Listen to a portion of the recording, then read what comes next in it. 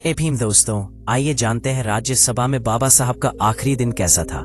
Doctor बाबा साहब आम्बेडकर का आखिरी सार्वजनिक कार्यक्रम राज्यसभा की कार्यवाही में शिरकत करने का था। नवंबर के आखिरी 3 हफ्तों के दौरान बाबा साहब दिल्ली से बाहर थे। 12 नवंबर को वो पटना होते हुए काठमांडू के लिए रवाना हुए थे। 14 नवंबर को काठमांडू में विश्व धर्म संसद का आयोजन हुआ था। इस सम्मेलन का उद्घाटन नेपाल के राजा महेंद्र ने किया था। नेपाल के राजा ने बाबा साहब से मंच पर अपने पास बैठने को कहा था। ऐसा पहले कभी नहीं हुआ था।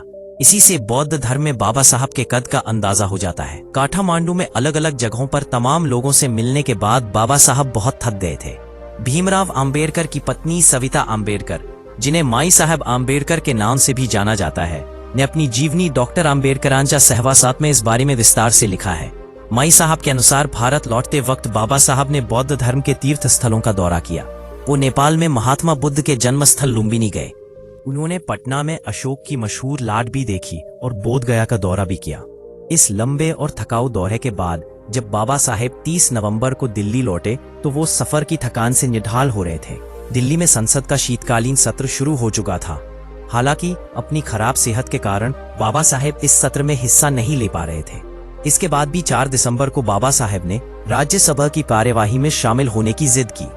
बाबा साहेब के साथ डॉक्टर मालवंकर भी थे। उन्होंने बाबा साहेब की सेहत जांची और कहा कि अगर बाबा साहेब संसद की कार्यवाही में शामिल होने चाहते हैं तो उन्हें कोई एतराज नहीं। 4 दिसंबर को बाबा साहेब संसद गए, राज्यसभा की कार्यवाही में हिस्सा लिया और दोपहर बाद लौट आए। लंच के बाद वो सो गए। ये बाबा साहेब का संसद का आखिरी दौरा था। दोस्तों, वीडियो अच्छी लगी हो तो शेयर